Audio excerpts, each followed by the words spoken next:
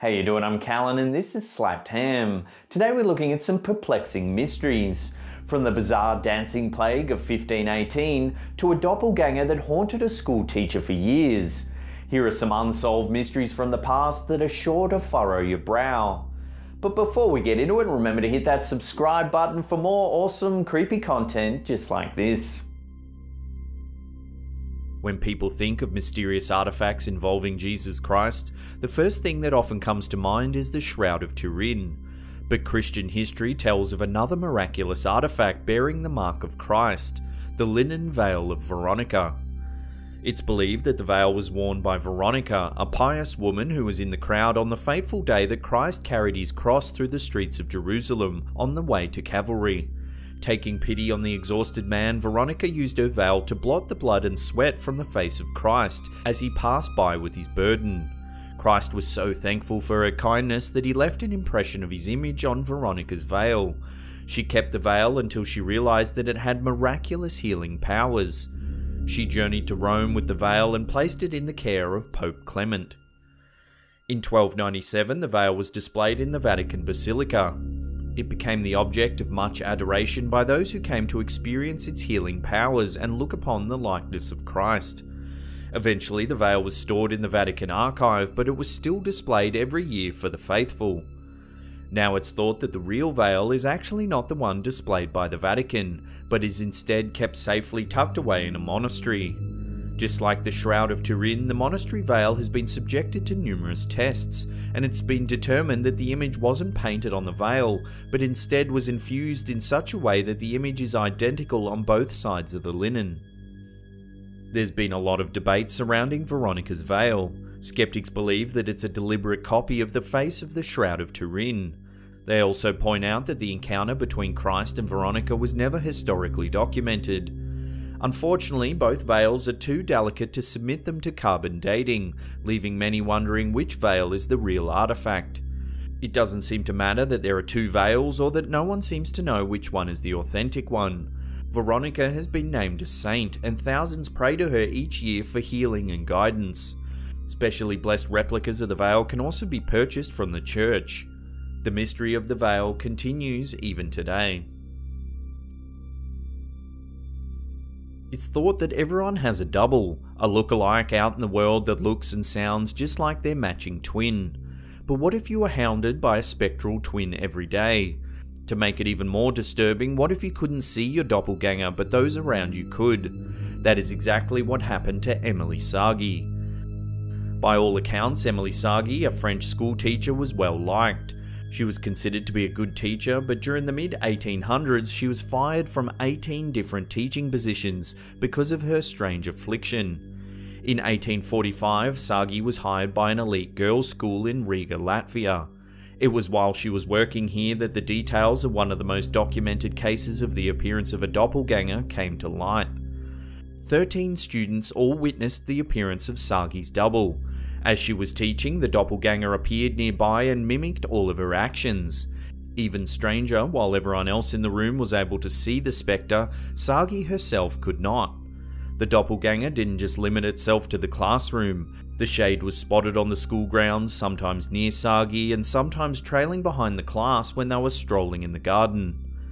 Unfortunately, Sagee lost her job at this school as well.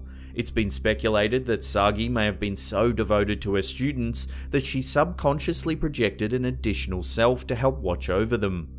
Other theorists thought that the doppelganger was actually a malignant spirit, intent on tormenting the young teacher.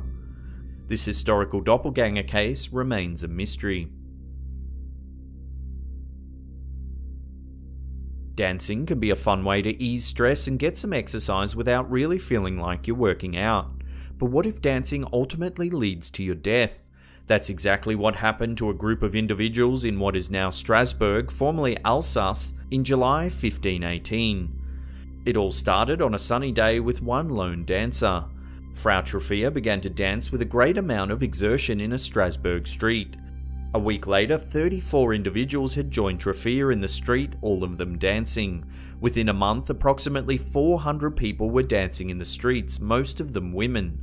While specific numbers were never recorded, it's known that some people died during what became known as the Dancing Plague. Of heart attacks, exhaustion, and strokes, others may have died from dehydration.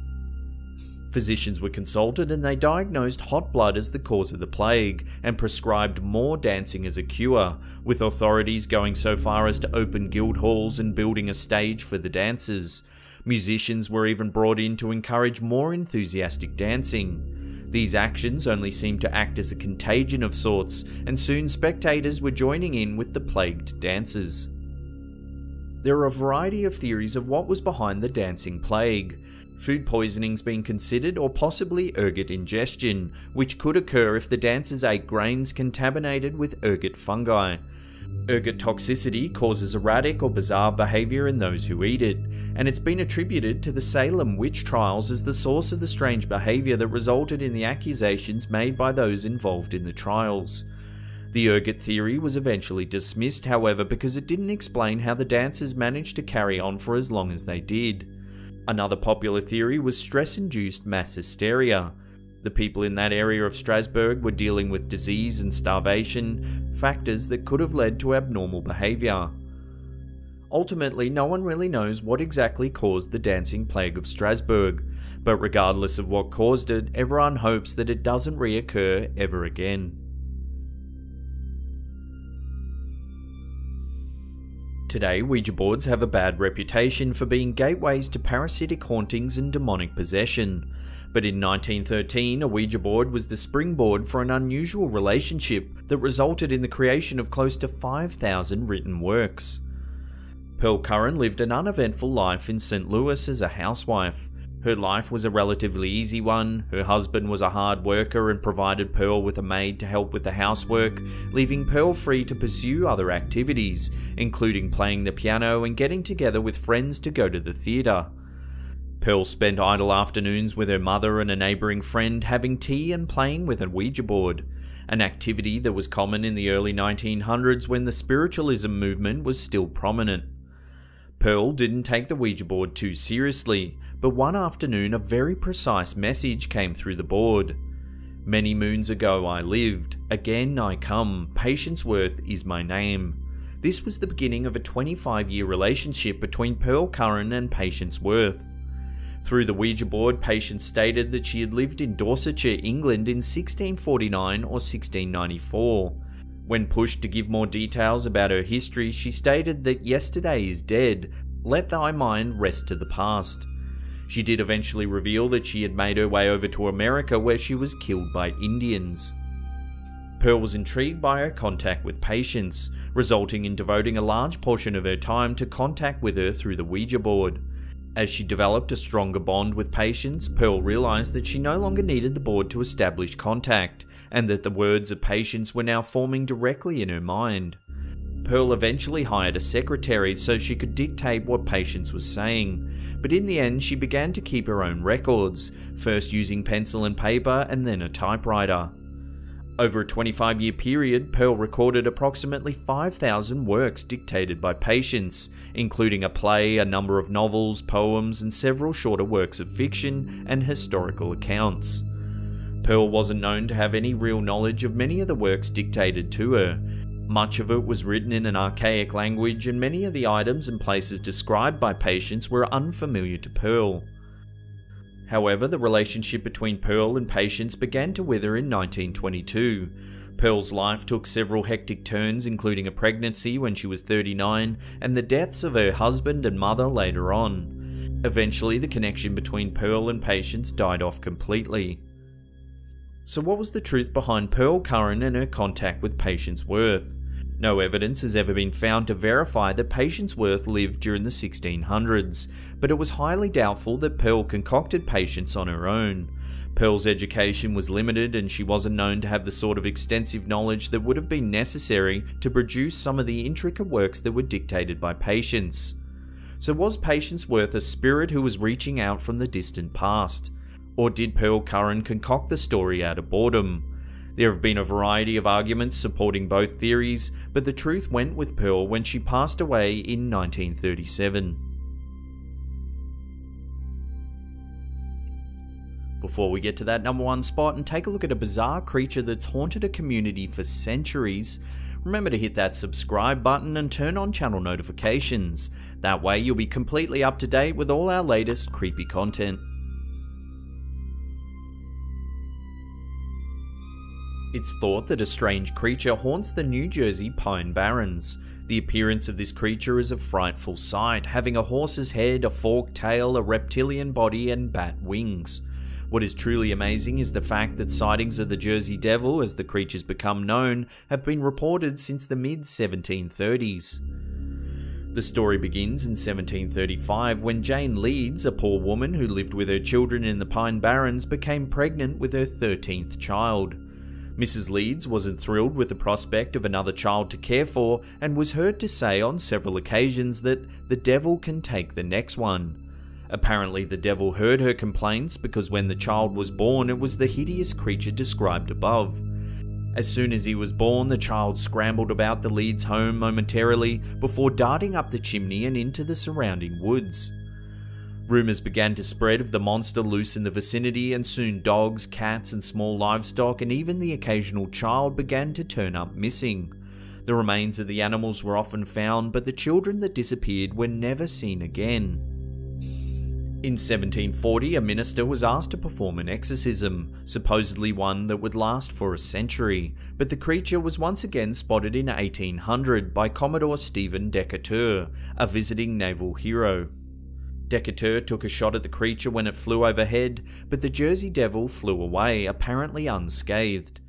The devil was next spotted by former King of Spain Joseph Bonaparte when he was hunting in the Barrens, and continued to be reported through the 1800s.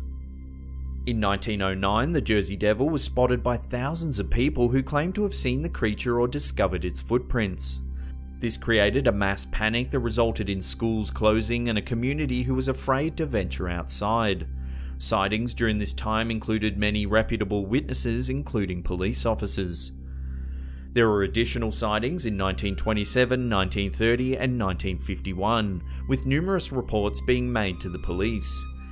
In 1960, local residents were once again terrorised by the creature, when terrible screams were heard in the area.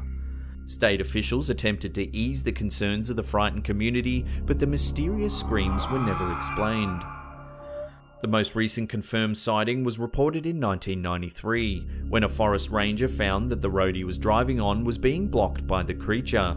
His description was different to those given by other witnesses, making many wonder if there was more than one monster in the vicinity. The ranger and the creature stared at one another for several moments before the bizarre beast took off into the woods. There are still random sightings of the Jersey Devil today, but not nearly so many as there have been in the past. Is the creature indeed the result of a cursed birth, or is it a creation born of legend and nervous individuals? With the number of credible witnesses claiming to have seen the Jersey Devil, it's hard to simply dismiss the creature as the result of the imaginative minds of flighty people. Until concrete proof of the creature is finally discovered, the answer will remain hidden in the remote wilderness of the Barrens. Well, there's another episode down. Thank you so much for watching. If you're enjoying our content, then feel free to click that embedded link there, or there's some playlist links in the description box below for you to binge on. Slap that upward facing thumb as it lets us know you're enjoying the content. And that's it from me. I'll see you all next time.